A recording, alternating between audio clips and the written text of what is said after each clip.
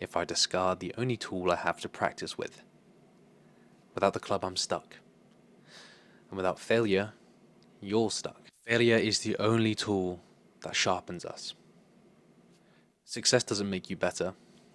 It doesn't teach you anything, but missing the shot, burning the meal, losing the client, that does. That that hurts. That sticks. That changes the way you act in future. But getting it right, getting the win, getting the success, you're going to repeat. You won't change. Failure sharpens the mind just as labor strengthens the body. Seneca. Every flop, every setback is a lesson. If each attempt is better than the last, you'll grow. If every video is better than the one before, you'll probably grow an audience of your own on YouTube, social media, whichever. If every swing is more refined, you'll improve your game.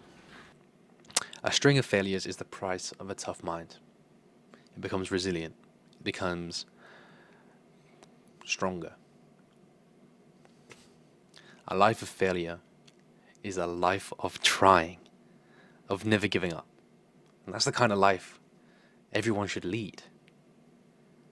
That every setback, every mistake, every bad day is just added to the bank, added to the lessons that you've got.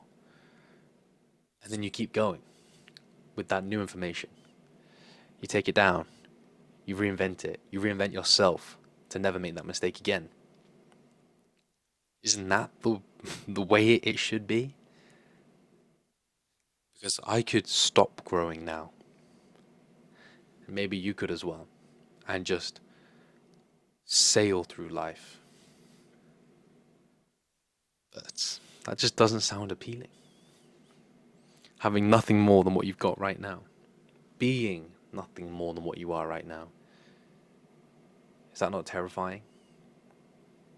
That you could be 80 years old with the attitude and the habits of a young adult. That's surely no way to live. So, for anyone who's been following along, a couple of days ago I stopped doing the 80-day obsession and it felt awful. You know, I ate enough food over the last day or two with actual sustenance to it to start feeling again. And you know what? I feel awful. I don't feel good for failing. I mean, how could I? I gave up not even 10 days in. So, as much as I would love to wallow, Socrates proposed 3 questions that everyone should ask themselves when facing a failure in this instance. And they are: what can I learn from this? What assumptions did I make? And what will I do differently next time? So allow me to answer these questions as an example. Let me give you an example regarding the 80-day obsession, which I failed. What can I learn from this?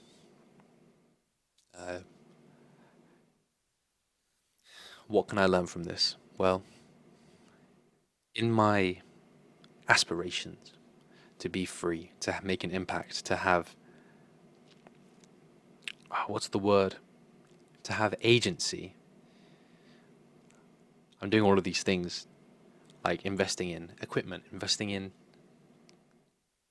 knowledge, investing my time in YouTube to try and build something better and to create freedom. But when it came to food and working out, I've then decided to instill a very rigid regime and schedule. That doesn't make any sense. So I'm trying to make myself feel freer, but implying more rules when I still have to follow the rules of the 40-hour work week, when I still have to follow the rules of showing up on time, all the normal rules that someone at the bottom has to follow. And now I'm adding more? That doesn't make any sense. But it has been enough to put it in perspective that I do need to work harder and that I can, because that was insanely difficult let's just rein it in.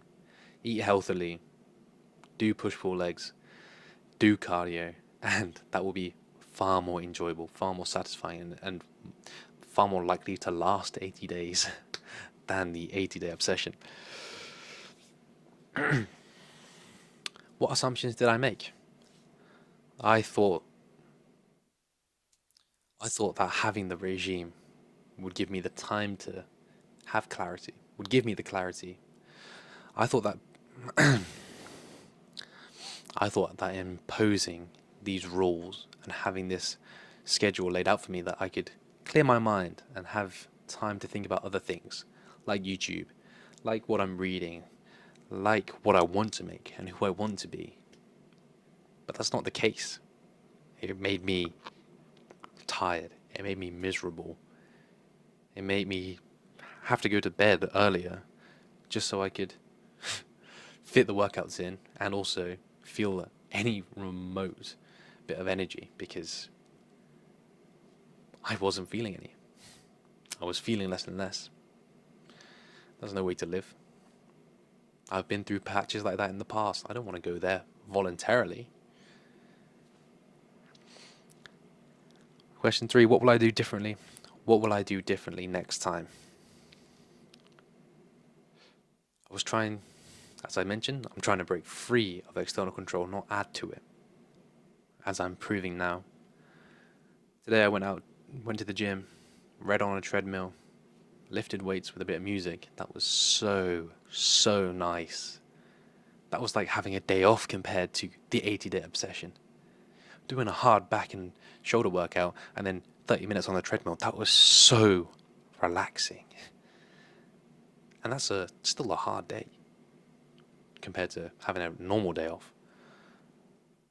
So that will be where I'm going. That's far more fulfilling now. I'm glad I pushed it too far so I can appreciate what I wanted to do. But yeah, in future, in next time, I'm not going to go that strict. I'm not going to go that ridiculous. I will fail 100 more times. I will fail 1,000 more times. I will fail 10,000 more times. And I will keep failing if I need to until I get where I want to be. Every failure sharpens the blade. Every misstep shapes the path. And I would rather fail 30,000 times at my own dream than succeed once at building someone else's. If this message hit home, share it with someone who needs it. And if you're still failing, keep going.